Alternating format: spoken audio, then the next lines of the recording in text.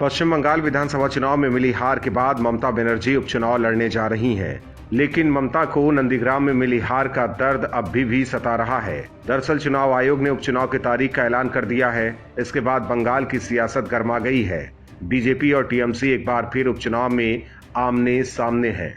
मुख्यमंत्री ममता बनर्जी ने अपनी हार का ठीकरा भी बीजेपी के सिर पर फोड़ा है। ममता की माने तो बीजेपी की साजिश की वजह से उन्हें उपचुनाव लड़ना पड़ रहा है। उन्होंने विधानसभा चुनाव के दौरान नंदीग्राम में उन पर हुए कथित हमले को भी बीजेपी की साजिश करार दिया है। दरअसल ममता ने भवानीपुर में उपचुनाव के लिए प्रचार की शुरुआत की है। इससे पहले उन्हें हराने वाले शुभेंदु अधिकारी ने तंज कसा था कि अगर बीजेपी फिर से उन्हें ममता बनर्जी के खिलाफ मैदान में उतार दिया तो दीदी का क्या होगा। ऐसे में ममता बनर्जी के लिए ये बेइज्जती वाली बात है कि विधानसभा चुनाव में एक सीएम को हार का मुंह देखना पड़ा। इस बात की टीस ममता बनर्जी को आज भी है और पूरे उपचुनाव के दौरान बीजेपी ये बात ममता को याद दिलाती रहेगी। इसके अलावा उन्होंने अपने भतीजे के ऊपर ईडी की कार्रवाई को भी उपचुनाव से जोड़ दिया है। ममता बनर्जी के मुताबिक उपचुनाव की घोषणा होते ही तृणमूल कांग्रेस के नेताओं को केंद्रीय एजेंसियों ने बुलाना शुरू कर दिया है। गौरतलब है कि ममता बनर्जी अपनी पारंपरिक सीट भवानीपुर से उपचुनाव लड़ रही हैं। ममता बनर्जी ने चुनाव प्रचार भी शुरू कर दिया है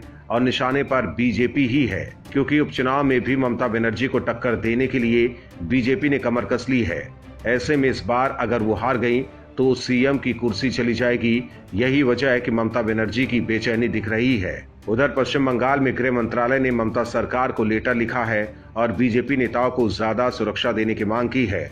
गृह मंत्रालय के लेटर के मुताबिक 61 नेताओं को और ज्यादा सुरक्षा मुहैया कराने की मांग की गई है।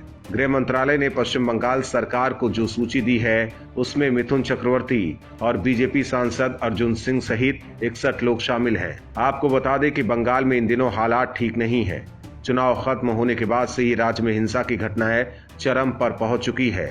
वहीं टीएमसी कार्यकर्ताओं के निशाने पर बीजेपी के नेता भी हैं। इसीलिए गृह मंत्रालय ने बंगाल सरकार को लेटर लिखकर सुरक्षा देने को कहा है। हालांकि ममता सरकार सुरक्षा कटौती करने में लगी हुई है। उन्होंने अपने राजनीतिक प्रतिद्वंदी शुभेंदु अधिकारी की सुरक्षा में कटौती कर दी थी। हालांकि कोर्ट के फटकार के बाद उनको दोबारा सुरक्षा प्रदान की गई है। कुल मिलाकर बंगाल में बीजेपी और टीएमसी के बीच जारी राजनीतिक घमासान इतना जल्दी थमने वाला नहीं है। Bureau report, OMH news.